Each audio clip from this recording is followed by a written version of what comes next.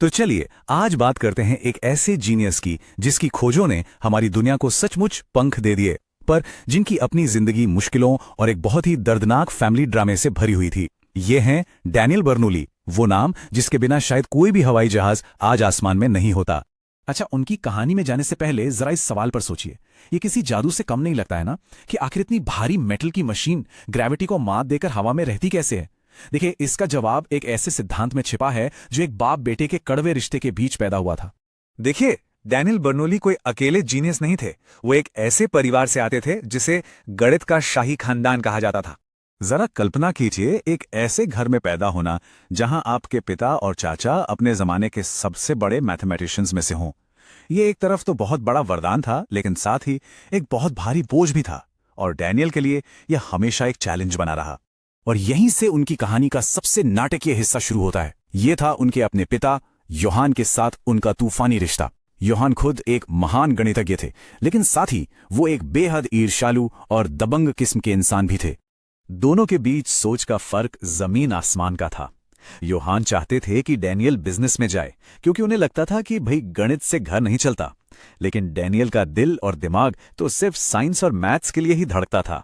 ये दुश्मनी इतनी बढ़ गई कि जब डैनियल ने पेरिस के एक बड़े कंपटीशन में अपने पिता के साथ ही फर्स्ट प्राइज शेयर किया, तो योहान ने जलन के मारे उन्हें घर से ही निकाल दिया। और हद तो तब हो गई जब उन्होंने डैनियल के सबसे बड़े काम, उनकी किताब से आइडिया चुराकर उसे अपने नाम से छाप दिया।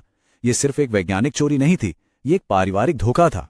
तो इसी सारे फैमिली ड्रामे और मानसिक पीड़ा के बीच डैनियल ने अपनी सबसे मशहूर खोज को जन्म दिया, एक ऐसा सिद्धांत जिसने दुनिया को देखने का नजरिया ही बदल दिया। तो ये सिद्धांत असल में है क्या? सुनने में शायद थोड़ा मुश्किल लगे, पर इसका आइडिया बहुत ही आसान है।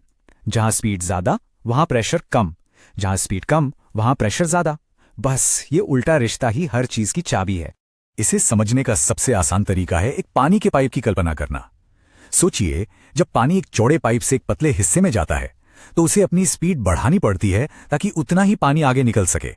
और ठीक उसी जगह जहां स्पीड सबसे ज्यादा होती है, पानी का दबाव सबसे कम हो जाता है। ये एकदम परफेक्ट तरीके से इस सिद्धांत को दिखाता है। मैथ्स की भाषा में यह सिद्धांत कुछ ऐसा दिखता है। अब इसे देखकर घबराने की बिल्कुल जरूरत नहीं है। ये बस इतना कह रहा है कि किसी भी बहते हुए लिक्विड में उसका प्रेशर, उसकी स्पीड की एनर्जी और उसकी ऊंचाई की एनर्जी, इन तीनों का टोटल हमेशा एक जैसा यानी कांस्टेंट रहता है। यह असल में law of conservation of energy ही है, बस लिक्विड्स के लिए।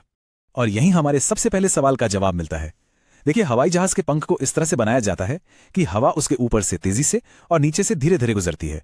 ऊपर तेज हवा मतलब कम प्रेशर, और नीचे धीमी हवा मतलब ज्यादा प्रेशर। प्रेशर का यही अंतर पंख को नीचे से ऊपर की तरफ एक जोरदार धक्का देता है, और इसी को हम लिफ्ट कहते हैं। लेकिन डैनियल का दिमाग सिर्फ उड़ने वाली चीजों तक ही सीमित नहीं था।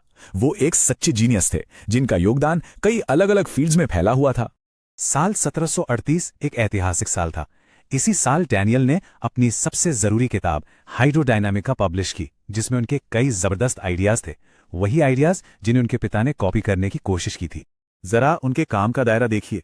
उन्होंने इकोनॉमिक्स में यूटिलिटी का आइडिया दिया, मतलब किसी चीज से मिलने वाली संतुष्टि।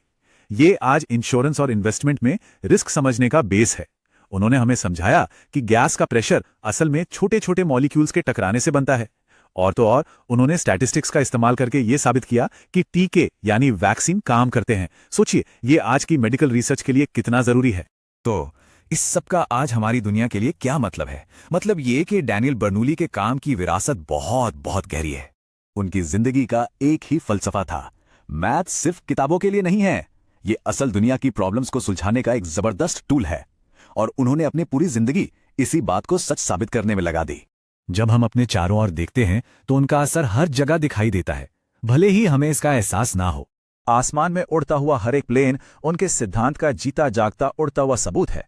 हमारे शहरों में पानी पहुंचाने वाली हर पाइपलाइन, हर पंप और यहां तक कि बड़ी बड़ी इमारतों और पुलों के डिजाइन में भी उनके समीकरणों का इस्तेमाल होता है, ताकि वो मजबूती से खड़े रहें।